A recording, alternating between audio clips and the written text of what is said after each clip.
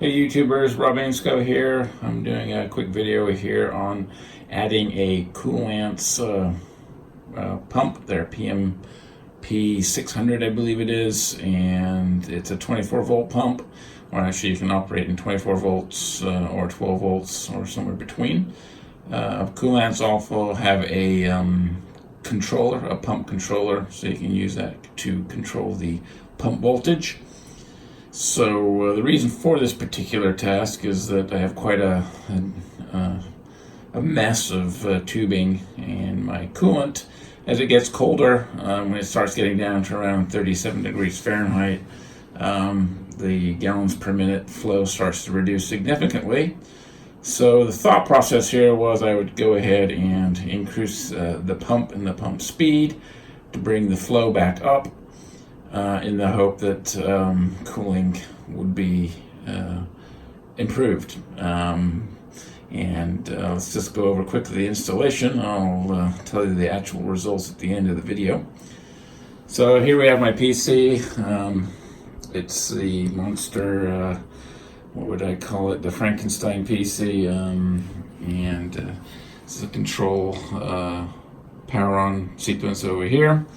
But let's go ahead and open up the top here.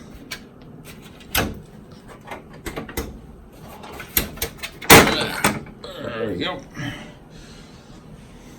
Alright, so inside here we have the new Koolance pump, which is down here.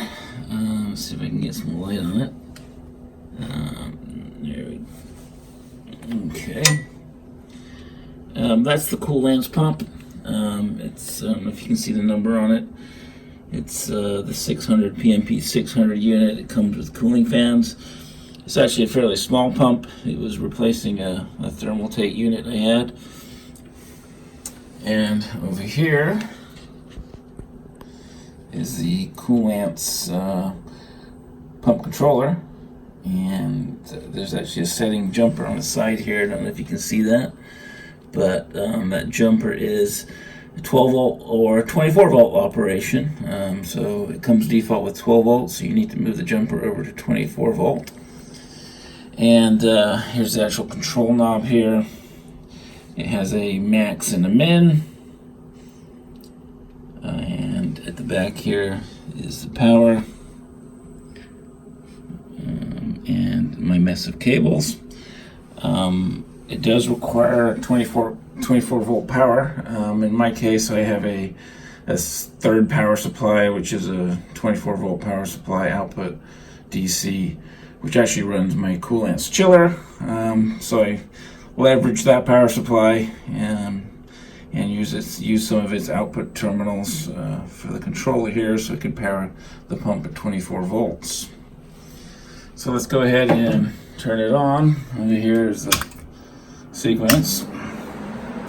This is the Furman power delay sequence. As you can see here, it goes through sequencing, and it will turn on different parts of this computer at different times, because some parts need to go on first before other parts, so that's why I have this delay sequence right here. Alright, so now we have our pump running. You can see the fluid, and we're at the maximum flow rate right now. As you can see, I have quite a bit of tubing, a lot of quick connect fittings, and all kinds of radiators here, there, and everywhere. So there's quite a bit of flow restriction. So that's what was the reason for moving to a 24 volt pump. And this is the only pump that's 24 volt. Those other two are not, currently not functional. Everything's going through my Koolance chiller. And if you look up front here, we've got a coolant temperature reading, and the flow, which is like around 1 to 1.1 gallons per minute. And that's at the maximum pump rating. I can adjust the dial over here, and that should reduce the flow rate here. And sure enough, the flow rate drops as I turn the dial down. Right. Yep. And if I turn the dial back up, flow rate will go back up. There we go. Now, like I said, the reason for me initially to do this is as temperatures got low, around the 37 degrees Fahrenheit setting, my gallons per minute would drop by almost half, around 50%, as the colder water is getting harder to push through the tubing. Alright, so I've waited a bit here for the chiller to get the water nice and cold. We've dropped down to about 41, 42 Fahrenheit here, and the gallons per minute has dropped down from about 1 to 0.9, which is not bad. It's is what I was hoping to see, at least on the flow rates. Now if we check in here, we still don't have any condensation yet, and that's primarily because room temperature is around 44, 45, and there's always a bit of leeway in the coolant temperature.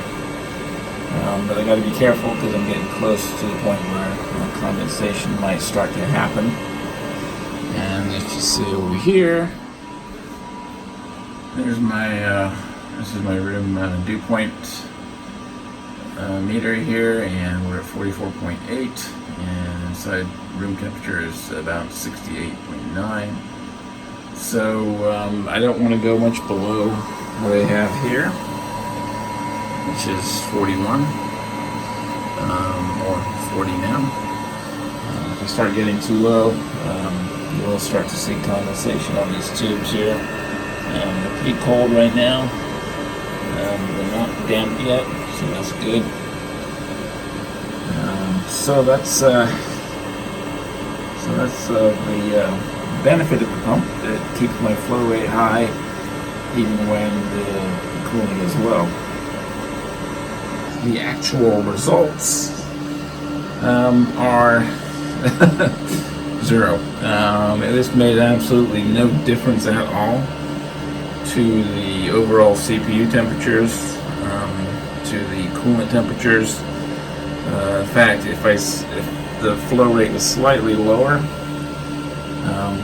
right around 4 or 5 gallons per minute, it actually produced a couple of degrees cooler water temperature. But I mean, it was not noticeable in the actual CPU temps. Those were unaffected.